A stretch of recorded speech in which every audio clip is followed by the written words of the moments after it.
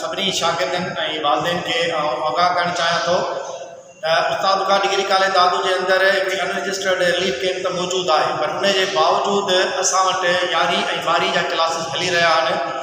तोड़े जो ॿाहिरि माण्हुनि जी रश आहे ऐं उन जे करे शागिर्दनि जे अचण जो जेको आहे तादाद बि घटि आहे।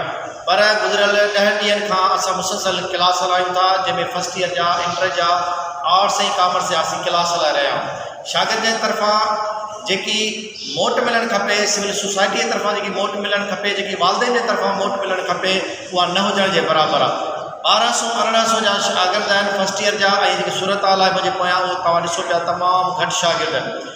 ऐं हिकु दफ़ो उन सभिनी शागिर्दनि खे जेके निंड में सुतल आहिनि, जिन खे अञा ताईं इन शइ जो अहसासु न आहे, ही बोल मुतासिर असांजी कैंपुनि में तक़रीबन 4 या 5 महीना रहंदा, त ज़ाहिर आहे 4-5 महीना अवां जा क्लास डिस्टर्ब रहंदा। इन जे लाइ बहितर हल आहे असांजे इन ऑडिटोरियम हॉल में ऐं मथे फिज़िक्स में असांजा फर्स्ट ईयर ऐं इंटर जा क्लासिस हलनि था ऐं रोज़ाना जी बुनियाद ते हलनि था। ॿारनि जे घटि अचण जे करे यकीनन हिकिड़ो दिलि खे तकलीफ़ थिए थी, हिकिड़ो अफ़सोस थिए थो त असांजा क्लासिस हलनि था, असांजा उस्ताद उहा लगातार महिनत बि कनि था, पर ॿारनि जे घटि तादाद हुजण जे करे उहो जेको रिलीफ, उहो जेको फ़ाइदो, उहा जेकी इल्म जी रोशनी आहे जेकी आम शागिर्द ताईं पहुचणु खपे, उहा नथी पहुचे।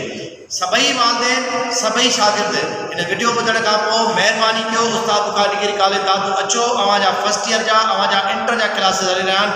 ऐं ॿी अहम ॻाल्हि त तव्हांजे 11वीं क्लास जी इनरोलमेंट फार्म भरिजी रहिया आहिनि। इनरोलमेंट फार्म जे लाइ छा घुरिबो, उन जे लाइ अवां पंहिंजे कॉलेज अचो। कंहिं बि ॿार जो अगरि इनरोलमेंट रहिजी वियो त यकीनन हू एग्ज़ाम फार्म न भरे सघंदो, हू अहल ई न थींदो कि इम्तिहान में विहण लाइ। त महिरबानी कयो, सभु शागिर्द इदारे जे अंदरि अचो, अव्हांखे ॿुधाईंदासीं तव्हांजो इनरोलमेंट फार्म कीअं भरिबो, उन जी रिक्वायरमेंट कीअं आहे, उहो तव्हां सभई जॾहिं इदारे जे अंदरि ईंदो ऐं उनखे कोई शेयर कंदुसि। इन इनरोलमेंट जे हवाले सां आउं कतई का वीडियो न रखंदुसि, उहो इन करे त तव्हां पाण पंहिंजे इदारे जे अंदरि अचो, त अव्हां जे लाइ भलाई थिए। अव्हां जा क्लास हली रहिया आहिनि। पाकिस्तान ज़िंदाबाद।